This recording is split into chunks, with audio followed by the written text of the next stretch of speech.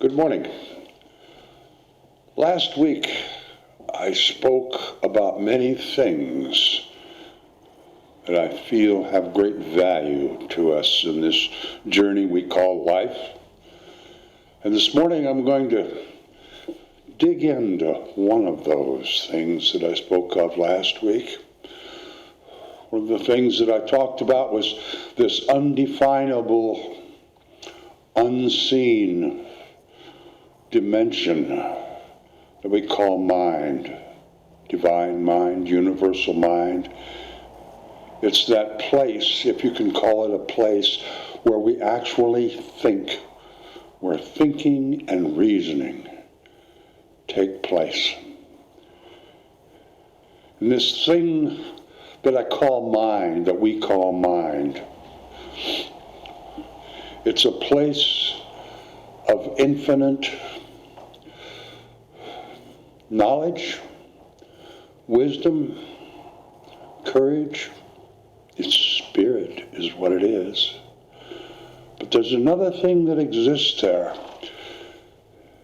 And that thing is infinite possibilities. The place where imagination views these infinite possibilities that exist within the realm of everything. I had a quote I was going to share with you last week, and last week I knew who the author of the quote was, and now it's kind of lost in the quagmire of my brain somewhere. And I'll paraphrase it. But someone said that true leadership and a true visionary, those are people who possess the wherewithal, the ability to commit to a possibility, and that possibility at this time, there exists no evidence that would make one believe that that possibility could become a reality. Look at Dr. King. He invested, he committed to the possibility of equality and peace for all human beings. There wasn't a whole lot of evidence to prove that that was possible. But he was not only a leader, he was a visionary. And he was willing to commit entirely to that possibility. Right now, we are faced with two of the largest challenges that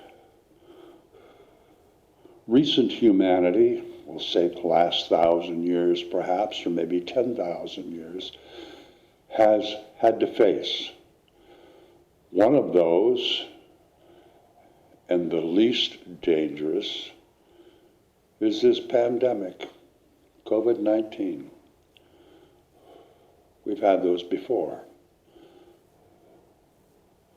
But the other challenge that every living creature is faced with is this thing we call global warming. If you listen to the scientists, pretty bleak.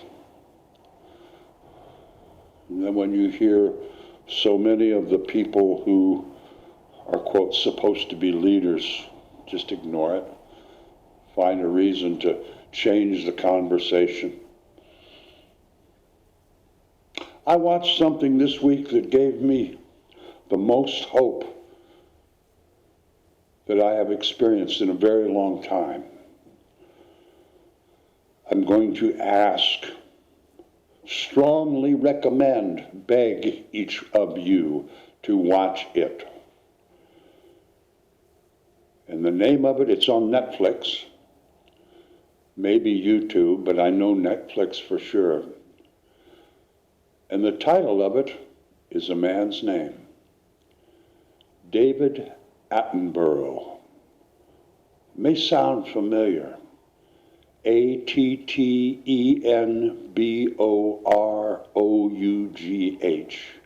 Sir David Attenborough.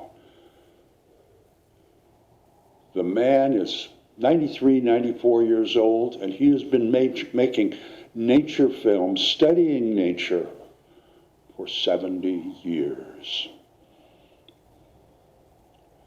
And this film, let me describe it this way. Do you fully understand global warming? I doubt that most of us do. But if you watch the first hour of this hour-and-a-half film, you will have the opportunity to wrap your head around global warming. You will have the opportunity to actually pretty much understand what has happened. And then comes the hope part. Not only does he talk about possibility, he spells it out in chronological, step-by-step detail how to solve this problem.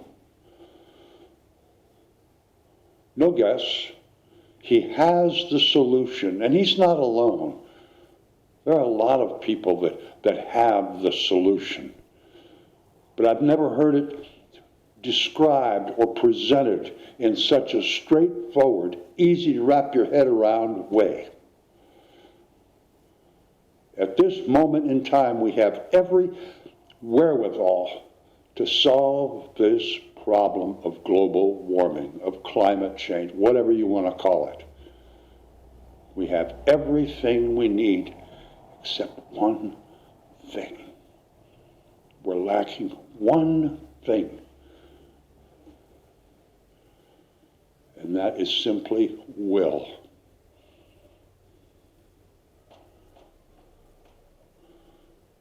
Will. Commitment.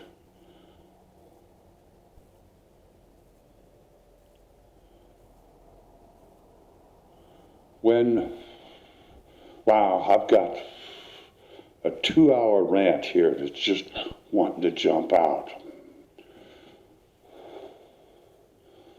When we think about, let me kind of start this over. We are very soon going to have a national election, a presidential election. Paramount. Yes, I believe it is paramount.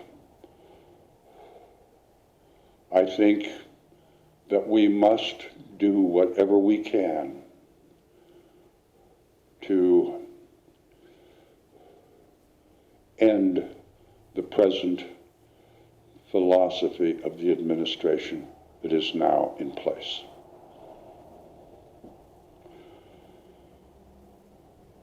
However, that's the first baby step, little step in the course that is laid out before us. Well, if the Democrats win, everything will be all right. Bofingle. Let me ask you a question. In your lifetime, name the presidents that have done something positive for the good of the whole of humanity, of the citizens of this country.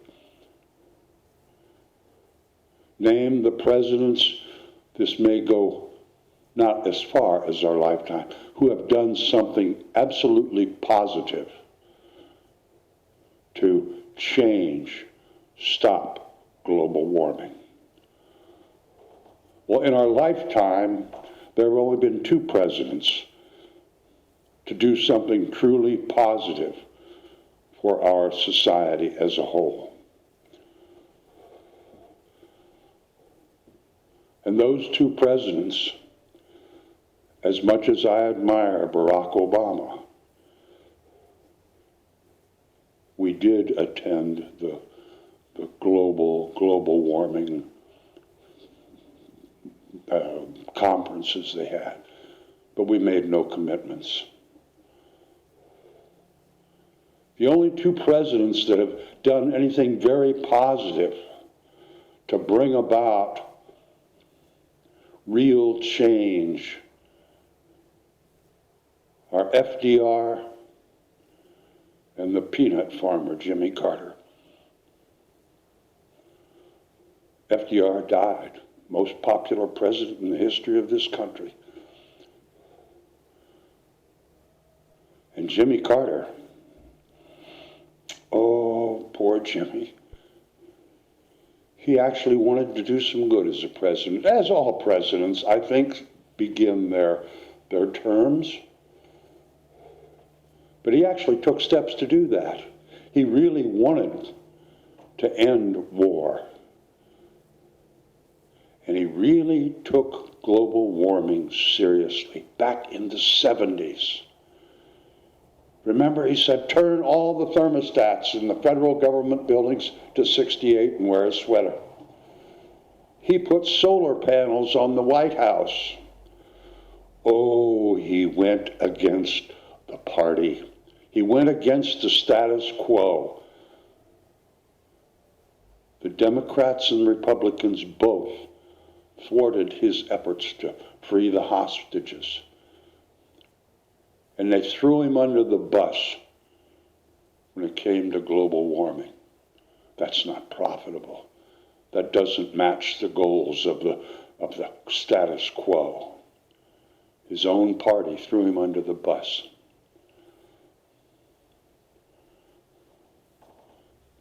"30 days after he was out of office, the solar panels were thrown under the bus with him.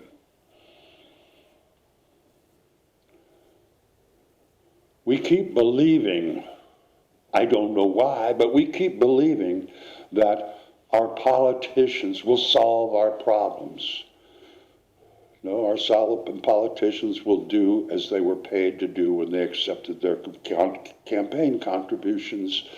They will take care of the status quo, and they will throw people a bone, and they will pander for our votes.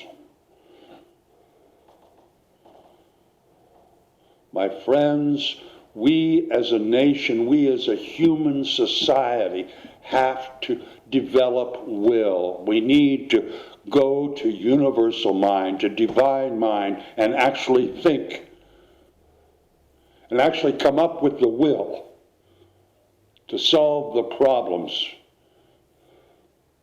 This pandemic is a perfect example. Oh, there's a big debate about insurance companies. Oh my God. Medicare for all? That's all garbage. It's not about Medicare. That's an insurance policy that the taxpayers pay for, rather than a private insurance policy. The problem at hand, the problem we have to deal with, is that our entire healthcare system is a for-profit system. Our education system has turned into a for-profit system. War has turned into a for-profit system. Our prisons, for the most part, have been turned into a for-profit system. There are more important things for this universe than profit. We have to come up with the will to solve our problems, to ensure a sustainable planet, to ensure sustainable life on this planet. Watch that movie. You'll understand what I'm saying. There's an old saying called, where there's a will, there's a way. And speaking of will, my old friend Will Rogers said, never underestimate the gullibility of the American people. We'll believe anything that lets us sit home and eat beef.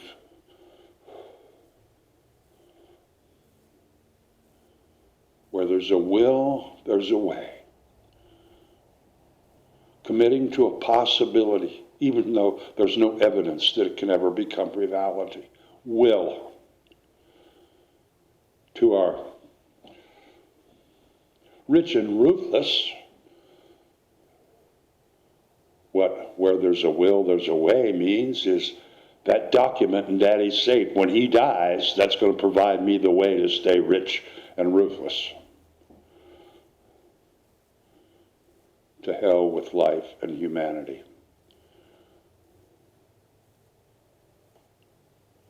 My friends, each one of us has within us divine mind. Each one of us possesses the ability to commit to possibilities.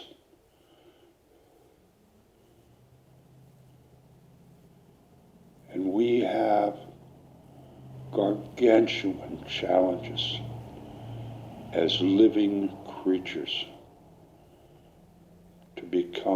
to make life sustainable. We have the ability to do that. We have the ability to solve those problems. We don't have to invent anything new. All we have to do is stand up and find the will to make it happen. When we have the will, the way will be provided for us. And we don't have to worry about how many billion people. All of life on this planet is on our side. Every living organism, creature, bird, fish, water, the oceans, all on the same side. We're all created in a plan of sustainable life. Ever changing, but sustainable.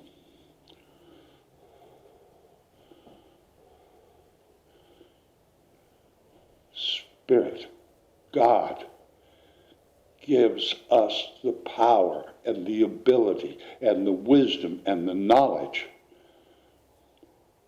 to have the will to solve every problem.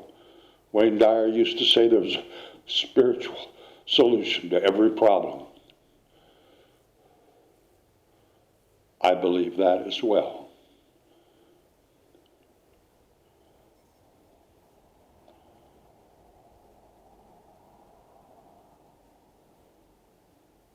I hope that each of you steps out of your comfort zone, turns off the television, and turn to mind. Think. Within you is all the knowledge you'll ever need, all the courage you'll ever need, all the strength and the power you will ever need to sustain the will it takes to perpetuate life on this planet.